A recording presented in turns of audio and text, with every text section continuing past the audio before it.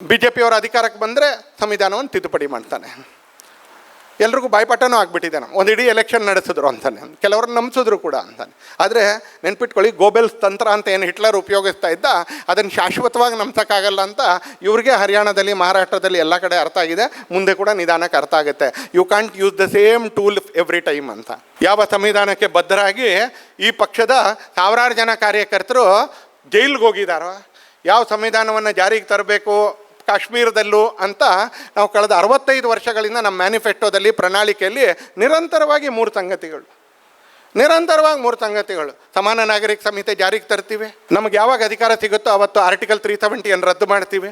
ನಂತರ ದಿನಗಳಲ್ಲಿ ಸೇರ್ಕೊಂಡಿರ್ತಕ್ಕಂಥದ್ದು, ಆರಂಭದಲ್ಲಿ ಗೋಹತ್ಯೆ ಇತ್ತು, ಅದಾದ ನಂತರ ಅಕ್ರಮ ಪ್ರವೇಶಿಕರದ್ದು ಬಂತು. 80ರ ನಂತರ ಪಾಲಂಪುರ ಅಧಿವೇಶನದ ನಂತರ ನಮಗೆ ಕಾನೂನಿನ ಚೌಕಟ್ಟಿನ ಅಡಿಯಲ್ಲಿ ಪ್ರಭು ಶ್ರೀರಾಮಚಂದ್ರನಿಗೆ ಒಂದು ಭವ್ಯವಾಗಿರ್ತಕ್ಕಂಥ ಮಂದಿರ ನಿರ್ಮಾಣ ಮಾಡ್ತೀವಿ. ಇದು ಮೂರನ್ನು ಘಂಟಾಘೋಷವಾಗಿ ಹೇಳ್ಕೊಂಬಂದಿದ್ದೀವಿ ನಾವು.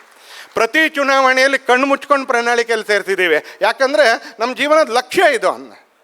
V are born for it. We started our party for it. Our first president gave away is life for it. ನಮಗಿದೊಂದು ಟೂಲ್ ಅಲ್ಲ ಚುನಾವಣೆಯಲ್ಲಿ ಗೆಲ್ಲಕ್ಕೆ. ನಮ್ಮ ಮೊದಲನೇ ಅಧ್ಯಕ್ಷರು, ಸ್ಥಾಪಕ ಅಧ್ಯಕ್ಷರು, ಫೌಂಡರ್ ಪ್ರೆಸಿಡೆಂಟು 1 ವರ್ಷದೊಳಗೆ ತನ್ನ ಜೀವನ ಕೊಟ್ಟರು ಇದಕ್ಕೋಸ್ಕರ, 370 ರದ್ದು ಮಾಡೋದಕ್ಕೋಸ್ಕರ. ಯಾರು ಸೇರಿಸಿದ್ದು? ನೆಹರು ಸೇರಿಸಿದ್ದು. ಯಾರ ವಿರೋಧದ ಮಧ್ಯದಲ್ಲಿ? ಡಾಕ್ಟರ್ ಬಾಬಾ ಸಾಹೇಬ್ ಅಂಬೇಡ್ಕರ್ ವಿರೋಧದ ಮಧ್ಯದಲ್ಲಿ. ಒಟ್ಟು 106 ಸಲ ಕಾನ್ಸ್ಟಿಟ್ಯೂಷನನ್ನು ಅಮೆಂಡ್ ಮಾಡಿದ್ರು. ಅದರಲ್ಲಿ 75 ಸಲ ಅಮೆಂಡ್ ಮಾಡಿದ್ದು ಇದೇ ಕಾಂಗ್ರೆಸ್ನವರು. ಭಾಳ ಕಡಿಮೆ ಕಾಲ ಲಾಲ್ ಬಹದ್ದೂರ್ ಶಾಸ್ತ್ರಿ ಮತ್ತು ಮನಮೋಹನ್ ಸಿಂಗ್ ಅಧಿಕಾರದಲ್ಲಿದ್ದರು. ಉಳಿದ ಎಲ್ಲ ಸಂದರ್ಭದಲ್ಲಿ ಕಾಂಗ್ರೆಸ್ ಅಲ್ಲ, ಒಂದೇ ಕುಟುಂಬದವರು ಇದ್ದಿತ್ತು. 75 ಅಮೆಂಡ್ಮೆಂಟ್ ಮಾಡಿದ್ದು. ಕಾನ್ಸ್ಟಿಟ್ಯೂಷನ್ನ ಸ್ವರೂಪವನ್ನು ಬದಲಾಯಿಸಿದ್ದು ಕಾಂಗ್ರೆಸ್ಸು ಮತ್ತು ನೆಹರು ಕುಟುಂಬ, ಗಾಂಧಿ ಪರಿವಾರ. VP ಸಿಂಗ್ ಕಾಲದಲ್ಲಿ 9 ನಡೆಯುತ್ತೆ. ಅಟಲ್ಜಿ ಮತ್ತು ನರೇಂದ್ರ ಮೋದಿ ಸೇರಿಸಿ, ಅಟಲ್ಜಿ ಕಾಲದಲ್ಲಿ 14, ನರೇಂದ್ರ ಮೋದಿಯವರ ಕಾಲದಲ್ಲಿ 8 ತಿದ್ದುಪಡಿ ನಡೆಯುತ್ತೆ. ನಾನು ಇಲ್ಲಿ ಅಧ್ಯಯನ ಮಾಡೋಕ್ಕೆ ಆಸಕ್ತಿ ಇರತಕ್ಕಂಥವ್ರಿಗೋಸ್ಕರ ನಾನು ನರೇಂದ್ರ ಮೋದಿ ಸಂವಿಧಾನವನ್ನು ಬದಲಾಯಿಸ್ತಾರೆ ಬರೆದ್ರು, ಪತ್ರಿಕೆಗಳಲ್ಲೂ ಹೆಡ್ಡಿಂಗ್ ಬರೆದ್ರು, ಕ್ವಶನ್ ಮಾರ್ಕು ಹಾಕಲಿಲ್ಲ ಅನೇಕ ಜನ. ಎಂಬ ಸುದ್ದಿ ಇದೆ ಅಂತಲೂ ಎಂಡ್ ಮಾಡಲಿಲ್ಲ ಅಂತಾನೆ.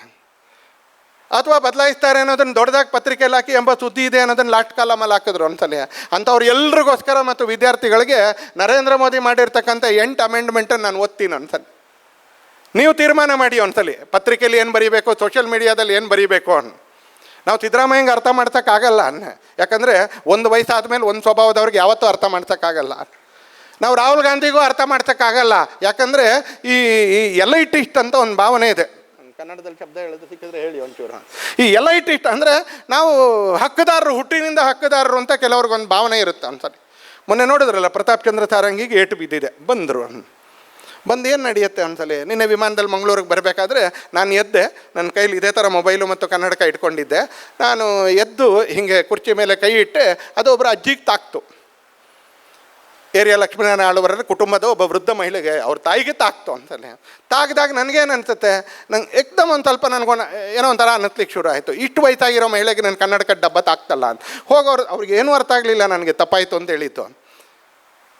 ಆ ಮನೆ ಗೊತ್ತಿರೋರಿಗೆ ನಾನು ಹೇಳೋದು, ನಿನ್ನೆನೇ ನಾನು ಅವ್ರನ್ನ ನೋಡಿದ್ದು ಅಂತ. ಅವ್ರಿಗೆ ನಾನು ಕ್ಷಮೆ ಕೇಳಿದ್ದು ಏನೂ ಅರ್ಥ ಆಗಲಿಲ್ಲ ಒಂದ್ಸಲಿ ಅಂತಾನೆ. ಆದರೆ ಒಂದು ಅನಿಸುತ್ತೆ ನಮಗೆ, ಯಾರಿಗೋ ತಾಕ್ತು, ಅದರಲ್ಲೂ ವಯಸ್ಸಾದಿರೋರ್ಗೆ ತಾಕ್ತು. ಅಕಸ್ಮಾತ್ ಪೆಟ್ಟೆ ಆಗಿದ್ರೆ, ನೋವಾಗಿದ್ರೆ ಅಂತ. ಪ್ರತಾಪ್ ಚಂದ್ರ ಸಾರಂಗಿ ಬಂದಿದ್ದಾರೆ, BJP MP. ಇವರು ಮುಖೇಶ್ ರಾಜ್ಪೂತನ್ನು ತಳ್ಳಿದ್ದು. ಮುಖೇಶ್ ರಾಜ್ಪೂತ್ ಅವ್ರ ಮೇಲೆ ಹೋಗಿ ಬಿದ್ದರು ಅಂತಾನೆ. 70 ವರ್ಷ ಆಗಿದೆ ಆ ಮನುಷ್ಯನಿಗೆ ಒಂದ್ಸಲಿ. ಹೇಗಿದ್ದೀರಿ ಅಂತ ಒಂದು ಕೇಳೋ ಸೌಜನ್ಯವೂ ಇಲ್ಲದೆ ಇರ್ತಕ್ಕಂಥ ಎಲೈಟಿಸ್ಟ್ ಮನೆತಾರೆ. ನಾನು ಹೇಳ್ತಾ ಇದ್ದೀನಿ, ನೀವು ಕೇಳಬೇಕು. ನಾನು ಹೇಳ್ತಾ ಇದ್ದೀನಿ, ನೀವು ಒಪ್ಕೋಬೇಕು. ನಾವು ಹುಟ್ಟಿರೋದೇ ಆಳಕ್ಕೆ ಅಂತಕ್ಕಂಥ ದುರಹಂಕಾರದ ಸೀಮೆ ಇದ್ದ. ನಾವು ಹುಟ್ಟಿರೋದೇ ಆಳಕ್ಕೆ ಅಂತಕ್ಕಂಥ ದುರಹಂಕಾರದ ಸೀಮೆ. ಆ ಎಲೈಟಿಸ್ಟ್ ಮಾನಸಿಕತೆಯವ್ರಿಗೆ ನಾವು ಇದನ್ನು ಅರ್ಥ ಮಾಡ್ಸೋಕ್ಕಾಗೋದೇ ಇಲ್ಲ. ಯಾಕಂದ್ರೆ ಹಾಗೇ ಇರ್ತಾರೆ ಕೆಲವು ಬಂಡರು. ನಮಗೆ ಸಮಾಜದಲ್ಲಿ ಎಲ್ಲ ಕಡೆ ಸಿಗ್ತಾರೆ. ಇಲ್ಲ, ಸಿಕ್ಕಾಪಟ್ಟೆ ಓದಿರೋರು ಕೆಲವು ಬಂಡರು ಸಿಗ್ತಾರೆ, ಸಿಕ್ಕಾಪಟ್ಟೆ ಶ್ರೀಮಂತರ ಕೆಲವರು ಬಂಡರು ಸಿಗ್ತಾರೆ, ದೊಡ್ಡ ದೊಡ್ಡ ಮನೆತನಗಳ ಕೆಲವು ಬಂಡರು ಸಿಗ್ತಾರೆ. ನಮಗೆ ಮನೆತನದ ಎಲ್ಲವೂ ನನಗೇ ಇದೆ ಯೋಗ್ಯತೆ ಅನ್ನೋ ಅಂತಾರೆ. ಅಂಥವ್ರಿಗೆ ಅರ್ಥ ಮಾಡ್ಸೋಕ್ಕಾಗಲ್ಲ. ಹಾಗಾಗಿ ರಾಹುಲ್ ಗಾಂಧಿಗೂ ಕೂಡ ಅರ್ಥ ಮಾಡ್ಸೋಕ್ಕಾಗಲ್ಲ. ಈ ಸಿದ್ದರಾಮಯ್ಯನವರು ಎಮರ್ಜೆನ್ಸಿ ಕಾಲದಲ್ಲಿ ವಾಚಾಮಗೋಚರವಾಗಿ ಇಂದಿರಾ ಗಾಂಧಿಗೆ ಬೈದವರು, ವಾಚಾಮಗೋಚರವಾಗಿ ಇಂದಿರಾ ಗಾಂಧಿಗೆ ಬೈದವರು. ಇವತ್ತು ಅನ್ಸಲಿ, ಇವತ್ತು 3 ದಿನ ಕೂತ್ಕೊಳ್ತಾರೆ ಅಪಾಯಿಂಟ್ಮೆಂಟ್ಗೆ, ಅಲ್ಲೇ ಹೋಗಿ ಅಂತೇಳಿ. ಆಮೇಲೆ BJP ಸಂಸದರಿಗೆ ಹೇಳ್ತಾರೆ, ನಿಮ್ಗೆ ಅಪಾಯಿಂಟ್ಮೆಂಟೇ ಸಿಗಲ್ಲ. ಯಾವಾಗ ಬೇಕಾದರೂ ಹೋಗೋರಿಗೆ ಅಪಾಯಿಂಟ್ಮೆಂಟೇ ಯಾಕೆ? ನಾವು ಯಾವಾಗ ಬೇಕಾದರೂ ಭೇಟಿ ಆಗ್ತೀವಿ. ಇಂಥವ್ರಿಗೆ ಅರ್ಥ ಮಾಡ್ಸೋಕ್ಕಾಗಲ್ಲ. ಆದರೆ ಅರ್ಥ ಆಗುವಂಥ ನಿಮ್ಮಂಥವ್ರಿಗೋಸ್ಕರ ಹೇಳ್ತೀನಿ, 99ನೇ amendment, judicial appointment amendment, supreme court struck off ಆಯಿತು, ಬಿಟ್ಟು ನಾವು ಸುಪ್ರೀಂ ಕೋರ್ಟ್ ಹತ್ರ ನಾವು ಏನೇನೋ ಮಾಡೋಕ್ಕೆ ಹೋಗಲಿಲ್ಲ. ಏನೇನೋ ಮಾಡೋದನ್ನ ಹೇಳ್ತೀನಿ ಆಮೇಲೆ ಅಂತಾನೆ. ಸುಪ್ರೀಂ ಕೋರ್ಟನ್ನು ಹ್ಯಾಂಡಲ್ ಮಾಡೋಕ್ಕೆ ಹೋಗಲಿಲ್ಲ, ಬಿಟ್ಟು ಸುಪ್ರೀಂ ಕೋರ್ಟ್ ಯಾವಾಗ ಒಪ್ಪುತ್ತೋ ಆವಾಗ ನಾವು ಇದನ್ನು ಮಾಡ್ತೀವಿ ಅಂತ. 100ನೇ ಅಮೆಂಡ್ಮೆಂಟು, ಬಾಂಗ್ಲಾ ಬಾರ್ಡರ್ನಲ್ಲಿ ಕೆಲವು ಪಾರ್ಸೆಲ್ ಆಫ್ ಲ್ಯಾಂಡ್, ಕೆಲವು ಜಾಗ ಅವ್ರಿಗೆ ಕೊಟ್ಟು ಕೆಲವನ್ನ ನಾವು ತಗೊಂಡ್ರೆ ನಮ್ಮ ಸೀಮೆ ಕ್ಲಿಯರ್ ಆಗೋದು. ಅದಕ್ಕೋಸ್ಕರ ಕೆಲವನ್ನ ಅವ್ರಿಗೆ ಕೊಟ್ಟು ಕೆಲವನ್ನ ನಾವು ತಗೊಂಡು ನಮ್ಮ ಬಾರ್ಡ್ರನ್ನ ಏನಿದೆ ಅದನ್ನು ನಾವು ಸ್ಟ್ರೈಟ್ ಮಾಡಿಕೊಂಡು 100th ಅಮೆಂಡ್ಮೆಂಟು. 101ನೇ ಅಮೆಂಡ್ಮೆಂಟು, GST ಅಮೆಂಡ್ಮೆಂಟು. 102ನೇ ಅಮೆಂಡ್ಮೆಂಟು, OBC ಕಮಿಷನ್ಗೆ ದೇಶದಲ್ಲಿ ಕಾನ್ಸ್ಟಿಟ್ಯೂಷನ್ನ ಸ್ಟೇಟಸ್ ಇರಲಿಲ್ಲ. 101ನೇ ಅಮೆಂಡ್ಮೆಂಟು GST 102ನೇದು. 103ನೇ ಅಮೆಂಡ್ಮೆಂಟು EWS, ಎಕನಾಮಿಕಲಿ ವೀಕರ್ ಸೆಕ್ಷನ್ಗೆ 10%. ಇದು ಬ್ರಾಹ್ಮಣರಿಗೆ, ಕೊಂಕಣಿಗರಿಗೆ ಅಂತ ಹೇಳಿದ್ರು. 124 ಜಾತಿಗಳಿಗೆ ಈ ದೇಶದಲ್ಲಿಲ್ಲ, ರಿಸರ್ವೇಷನ್ ಇಲ್ಲ. 124 ಕಮ್ಯುನಿಟೀಸ್, ದೇಶದ ಯಾವ ರಾಜ್ಯದಲ್ಲೂ ಕೂಡ ಅವರಿಗೆ ರಿಸರ್ವೇಷನ್ ಇಲ್ಲ. ಬರೀ ಕೇಂದ್ರ ಸರ್ಕಾರದಲ್ಲ, ದೇಶದ ಯಾವುದೇ ರಾಜ್ಯದಲ್ಲೂ ಅವ್ರಿಗೆ ರಿಸರ್ವೇಷನ್ ಇಲ್ಲ. ಹಾಗೆ ರಿಸರ್ವೇಷನೇ ಇಲ್ಲದೆ ಇರತಕ್ಕಂಥ 124 ಜಾತಿಗಳಿಗೆ ಸರ್ಕಾರಿ ನೌಕರಿಗಳಲ್ಲಿ 10% ರಿಸರ್ವೇಷನ್ ಕೊಡ್ತಕ್ಕಂಥ ಎಕನಾಮಿಕಲಿ ವೀಕರ್ ಸೆಕ್ಷನ್ನ ಅಮೆಂಡ್ಮೆಂಟು. 104ನೇದು SC ST ರಿಸರ್ವೇಷನ್ ಏನಿದೆ ಅದನ್ನು ಇನ್ನು 25 ವರ್ಷ, ಅಂಬೇಡ್ಕರ್ ಅದನ್ನು 25 ವರ್ಷಕ್ಕೆ ಇಟ್ಟಿದ್ರು. ಹಾಗೆ ವಿಸ್ತರಿಸಬೇಕಾಗಿತ್ತು, ಹಾಗೆ ಅದನ್ನು ವಿಸ್ತರಿಸಿದ ಒಂದ್ಸಲ. 105ನೇ ಅಮೆಂಡ್ಮೆಂಟು, OBC ಜಾತಿ ಯಾರು ಅಂತ ನಿರ್ಧಾರ ಮಾಡೋ ಅಧಿಕಾರ ರಾಜ್ಯಗಳಿಗೆ ಇರಲಿಲ್ಲ, ಕೊಡಲಿಲ್ಲ ಕಾಂಗ್ರೆಸ್ಸು. ಬ್ರೂಟ್ ಮೆಜಾರಿಟಿ ಇತ್ತು, 2/3 ಮೆಜಾರಿಟಿ ಇತ್ತು ತುಂಬ ಕಾಲಗಳ. ರಾಜ್ಯಗಳಲ್ಲಿ 26-27 ರಾಜ್ಯಗಳಲ್ಲಿ ಆಳ್ವಿಕೆಯಲ್ಲಿದ್ದರು, ನಾರ್ತ್ ಈಸ್ಟ್ನ ಕೆಲವು ರಾಜ್ಯಗಳನ್ನ ಬಿಟ್ಟು. ಕೊಟ್ಟಿರಲಿಲ್ಲ.